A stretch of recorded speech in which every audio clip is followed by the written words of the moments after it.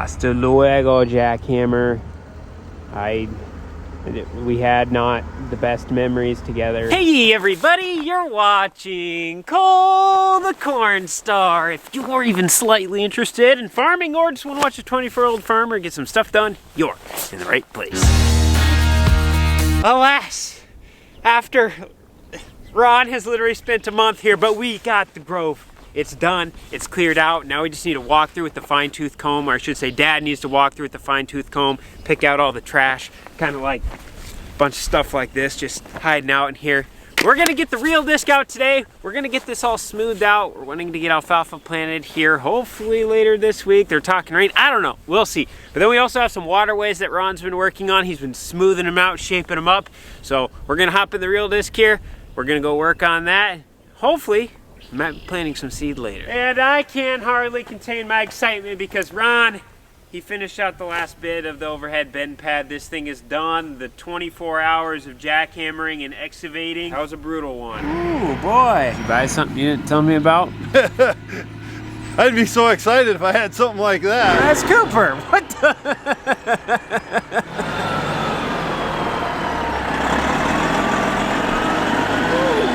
Doing this morning, Augie? We're watching it come down the road. How we doing, buddy? Everyone meet August. It's a little mini Aussie. He's 8 weeks old. He's a boy.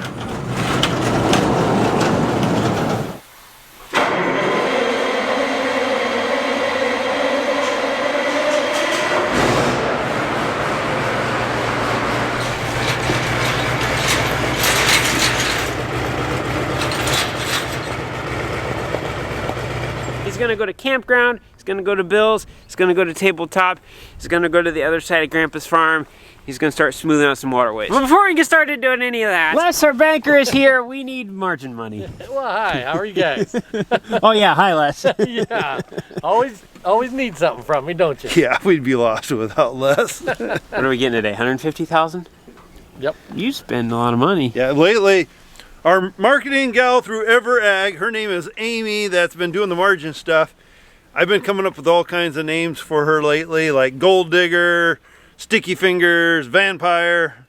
Told her today I'm gonna have to sell a kidney. But we still love you, Amy, even though you're robbing us blind. Hold up, what in the world is a margin call? So in the world of grain marketing, we have three types of contracts. We have cash contracts, hedge to arrival contracts, aka HTA contracts, and option contracts. Let's say I just harvested a load of corn. I took it straight to the buyer and I sold it today for whatever the current price is going for. That would be a cash contract. Oh man, the corn price today is $4 a bushel, but in 6 months on the futures market, it's $5 a bushel. If only I could lock it in for that $5 per bushel at a future date.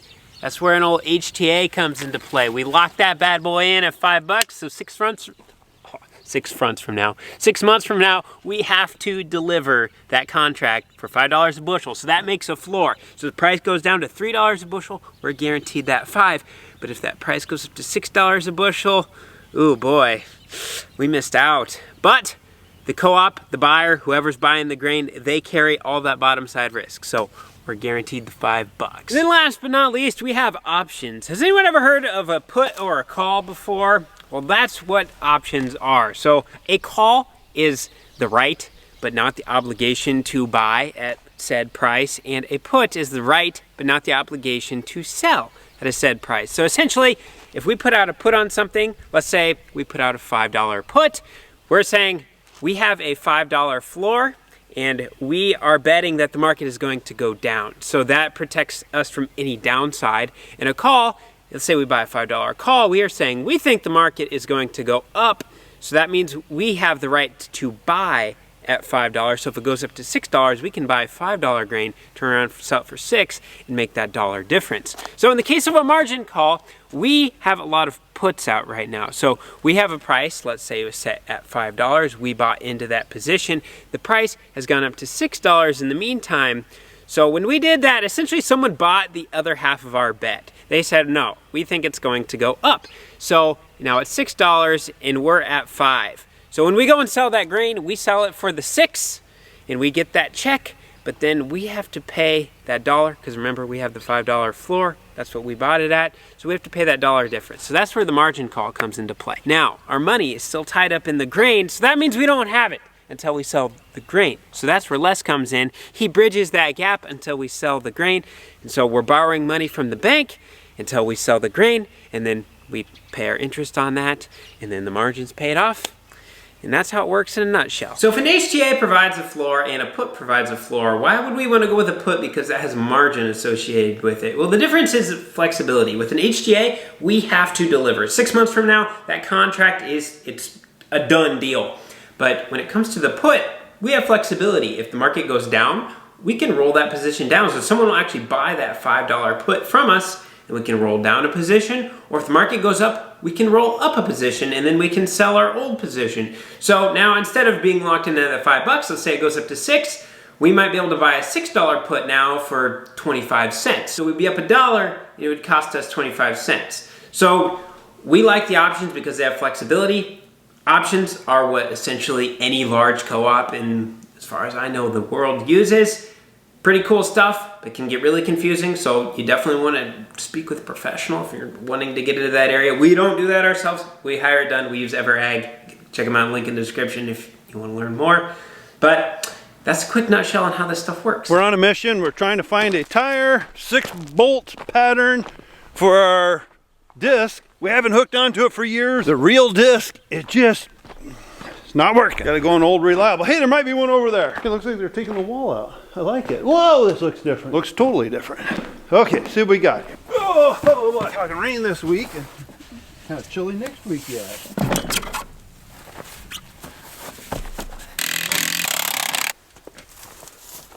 Because otherwise we only have 3 on this one. Hey, bud. Hey. You was sleeping in my back seat. Man, I gotta get in. I gotta get in, bud. Augie, what did I tell you about driving the skid loader? You don't have thumbs. Just like back in the day where they used to walk soybeans, they'd walk along, they'd pick all the weeds out. Today we're going to be walking the alfalfa field, but instead of finding weeds, we're going to be finding metal. We're currently working some of the drawaways that Ron has pushed out. You can tell right here. We got the disc on us, all folded up, getting that weight pushed down. Digs a little deeper. Having it folded out, it's not as heavy, and so it's not really digging in the ground and bringing up this hard stuff. And this has helped shape a little better. And so we're using this, and then once we get all this done, the first pass, then I'll unfold it, and then I smooth it out a little bit, smooth it out better, and then once we're all done, we'll go get the real disc and really smooth it out, get it seated, pull it packed. All this is supposed to happen today. It's supposed to rain tomorrow. We got a lot of drawaways we're doing here. It's hard to say if we had all done or not. I hope so, but it's gonna be a late night, I have a feeling. We're just going back and forth. Kind of see all the really big chunks. It's hard to see because it's stuff on me, but a lot of big chunks out there. So get it broken up, and then we'll unfold it, break it up smaller, get the real disc, and then see them. There's Ron working. So we're in the same field. Just kind of going back and forth. We got the disc unfolded. You can see how big the chunks are up here. Then you can kind of see how much smaller they are behind the disc.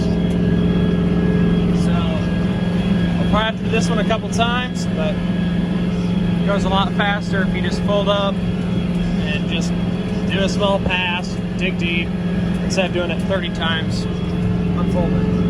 It works. In this barn there was a fence row here, and then there was another fence row right where that black is.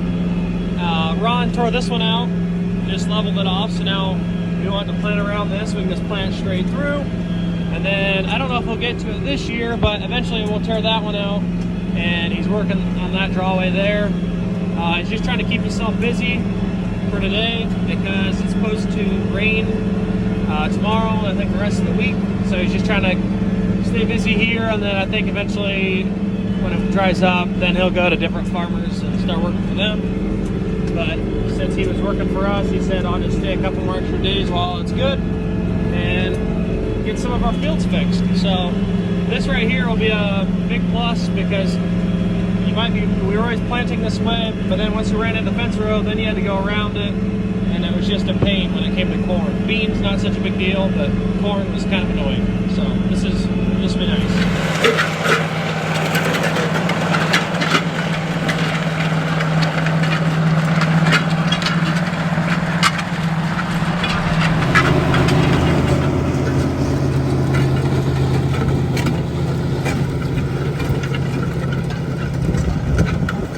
Stirring up more stuff.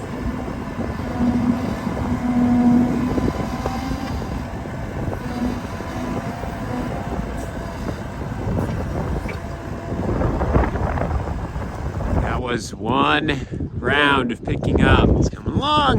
It's coming along. Cooper's working on the one semi-tractor, actually trying to get some heat in it. The fan blowers are bad.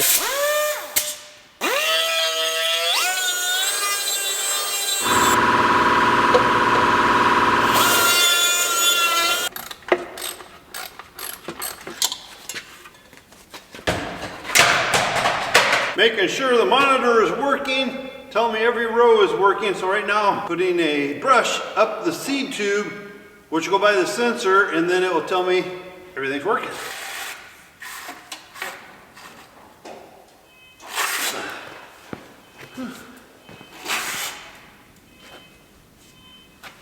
They all work. They all work. If we wouldn't have done this, then we would have gone out in the field and then we'd be like, why are they working? Doing a little rewiring to our semi-trailer. We need some electricity juice at all times for our mix mate, and some of our wires got pulled out. Who knows why, what, I don't know, but maybe we forgot to unhook stuff when we took off from the trailer. Taking a little time to redo that right now. And try not to cut my finger off. And try to shock myself. Now I'm supposed to blow a fuse. Still works, still works, still works. On the old Freightliner, we're gonna take off this fifth wheel plate.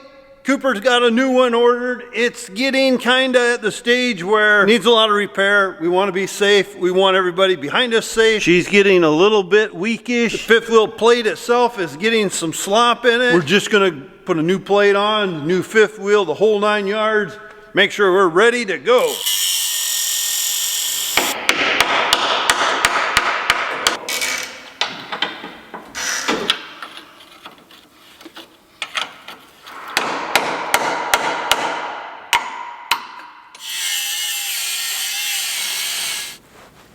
Oh, geez. I hate to use a torch on them because then it kind of flares up the ends.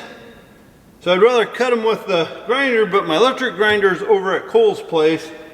We might have to run over and get that later. What I'm doing, I'm running it backwards now a little bit. Trying to get some of that rust broke out of there. Oh, geez.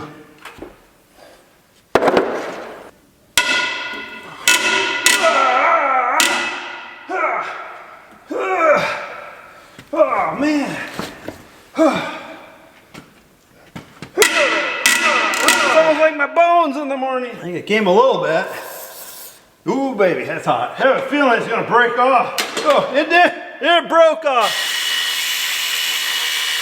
Come tend the garden with me. We have so many seeds to sow.